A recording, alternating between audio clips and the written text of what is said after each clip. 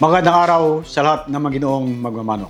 Nasa tail end na tayo ng breeding season, kaya may mga katanungan pa rin tungkol sa breeding. Halimbawa itong si Maxwell Bug sa Sabong GC. Ang sabi niya, tanong ko lang po kung sino na nakatry dito na ihinto yung breeding kasi magpapalit ng tandang o broodstag. Hindi pa po nag-itlog yung inahin pero nakastahan na siya nung unang tandang. Halos 1 week na din po. Ano dapat gawin para yung ipapalit na tandang sure na sa kanya lahat ng similya at hindi sa unang tandang? Okay, Maxwell, na-discuss ko na rin ito nung una. Maaring nasa thumbnail na ng Ideal Digital Technologies. Pero sige, pasadahan natin. Magpapalit ka ng broodcock o broodstag doon sa inahin o grupo ng inahin na nasa breeding pen. Karaniwan, pag naasawa ng broodcock yung inahin, umaabot ng on the average 10 days yung buhay ng similya. Kung minsan, kung healthy yan, umaabot hanggang 3 linggo. Dahil yung reproductive tract ng isang inahin, may tinatawag na semen tubules.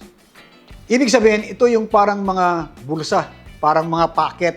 Kung i-enlarge natin, parang mga baso, nakahilera dyan. Na pag kinasta yung inahin o yung pulet, maiipon yung similya sa parang mga baso na yan sa loob ng reproductive tract.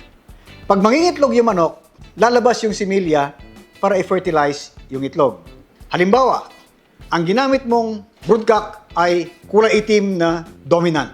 Yung similya niya nasa ilalim ng baso. Pag napatungan ng bagong broodcock na similya ay galing sa puti, ang nasa ibabaw ang unang lalabas. So ibig sabihin, kung nangingitlog man yung mga manok na yan, inalis mo yung broodcock at binigyan mo ng panibagong broodcock, maaring yung unang 2 itlog ay dun sa lumang broodcock. Sa pangatlo, pang-apat, pwedeng yung bagong broodcock na. Pero may pagkakataon na pwedeng makasingit pa rin yung dating broodcock. Pag umabot na yan ng 7 araw, onwards, basta hindi mo inaalis yung bagong broodcock, sa kanya yung similya. Pero pag oras na inalis mo yung bagong broodcock, may pagkakataon na lalabas yung naunang similya. Kaya magkahalo-halo yung anak ng inahin na yan.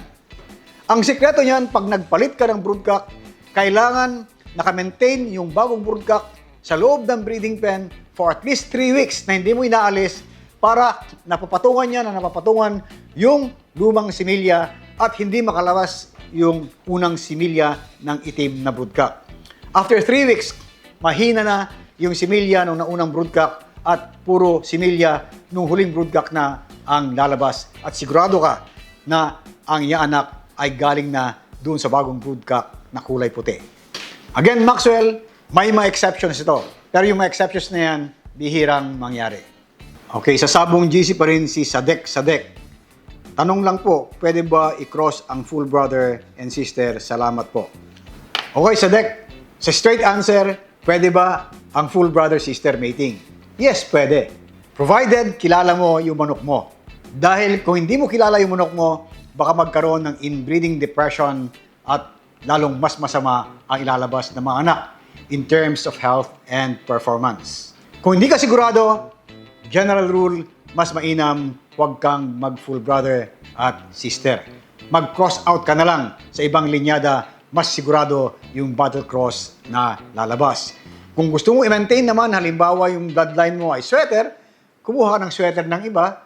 Pag salubungin mo sila, sweater pa rin, pero magkaiba ang pinanggalingan at mababa ang tsansa na magkakaroon ng inbreeding depression. Sa YouTube channel naman, galing kay Yves Sandre Paling, 2049. Sabi niya, boss, inyong opinion para sa backyard breeder na 10 to 40 heads lang. Applicable ba mag-inbreeding? At anong breeding ang angkop para dito? Gaya yung nasabi ko kay Sadek, hanggat kaya mong iwasan ang inbreeding, iwasan mo, lalo na kung hindi mo kilala ang manok mo. Mas mainam mag-crossbreeding ka para sa battle cross. Or kung gusto mong i-maintain yung bloodline ng manok mo, kumuha ka ng similar bloodline sa iba, sila na lang ang i-breed mo. Total, hindi sila direct na magkamag-anak, pero iisang linyada pa rin, mas maganda ang resulta sa magiging mga anak. Sa YouTube channel pa rin, gaya ng nasabi ko, tail end na ng breeding season kaya may mapahabol. Sabi ni Doldy 5400, I really like the half-brother and half-sister mating. because you can fight them and use them for breeding 3- and 4-way crosses. It works for me, and I don't know how many breeders have tried this method. What are your thoughts for this, Doc? Okay, Dolly. Ito yung sinasabi ko. Kilala mo ang manok mo. Mag-half brother, mag-half sister ka, maganda ang resulta. Walang inbreeding depression. At nailalaban mo, maganda ang resulta, nananalo. Pwede po silang gamitin pang breeding. Yan ay dahil kilala mo ang manok mo. Ito ang lagi kong sinasabi. Doon sa gustong mag-venture sa inbreeding, kailangan kabisado mo yung linyada mo para ituloy mo yung inbreeding system. Otherwise, kumuha ka na lang sa ibang tao ng similar bloodline, yun ang gamitin mo para ma-maintain mo yung strain. Halimbawa, yan ay Hutch, Sweater o Kelso, mag-outcross ka. Or mag-straight battle cross ka na lang kung panlaban ang gusto mong palabasin. Dahil sa crossbreeding, mas maganda ang magiging resulta kaysa sa inbreeding kung hindi mo kabisado ang manok mo. Sa Sabong GC kay Jonathan Perez TV 8191. Ang tanong niya, paano malalaman kung lalaki o babae ang day-old chick? Okay, Jonathan. Sa commercial layers, ang ginagawa nila ay yung tinatawag na sexing. Pag-hatch doon sa hatchery, day-old, may mga expert tayo, mga sexors ang tawag. May sistema yan eh. Pinapalabas yung puwet, pinipindot. Medyo pinapalabas muna yung konting ipot, tapos sisilipin yung puwet. Pag medyo flat yan, babae. Pag may kuntil yan, lalaki. Yan yung manual sexing. Meron din yung ginagamitan ng equipment sa sexing. Sinisilip yung puwet mismo, yung pinapasok na instrumento. Doon din makikita kung may kuntil, yun ay lalaki. Yung tinatawag na feather sexing, kung minsan tumatama, kung minsan hindi. Kasi in general, yung mga balahibo, halimbawa sa pakpak, mga unang balahibo, kung pantay-pantay, sinasabi nila, iyan ay babae. Kung mas mahaba yung iba, mas maigsi yung iba, yun ay lalaki. Pero sa ngayon, may mga linyada ng manok na hindi mo na masabi kung babae o lalaki based doon sa feather. Mayroong pantay-pantay na lalaki, meron namang hindi pantay-pantay na babae. Dahil nag-iiba nga po ang breeding systems and strains, kung minsan yung feather sexing ay nananatili lamang sa ibang strain na ng manok, pero sa game fowl, paiba-iba. So, ang pinaka-consistent dyan is yung manual sexing o yung paggamit ng instrumento para masilip mo kung lalaki o babae. Sa Sabong GC pa rin, si Doy Ezagan 7604. Dok, ano naman po ang pwedeng gawin pag napasukan ng patuka ang larynx ng manok? Salamat po, sana masagot nyo. Okay, Doy. Ang normal na pasukan ng feeds mula sa bunganga ay yung tinatawag nating esophagus, diretso sa butse hanggang sa balon-balunan, bituka. May pagkakataon na dahil nagulat o manok or baka may anumang pangyayari, biglang nag-iba yung daan ng feeds. Kasi sa lalamunan ng manok, may dalawang daanan.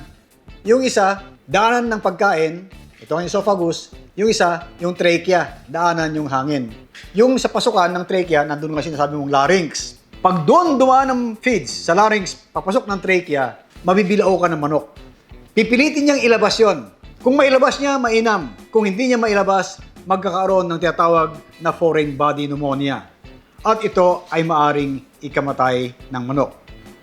Halos wala tayong magagawa pag sa larynx pumasok yung feeds. Kasi yung manok mismo, ang defense mechanism ay talagang ilabas niya. Parang yung hatching siya, uubo siya para lumabas.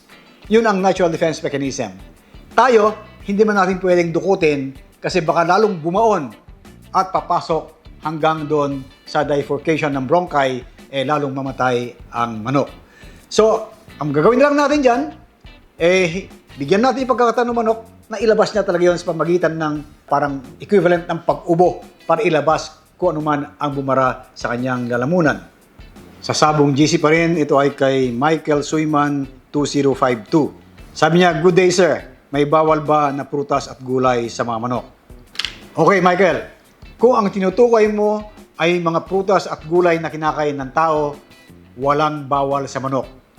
Kung may prutas at gulay na hindi pwedeng kainin ng tao, natural, hindi rin pwedeng kainin ng manok.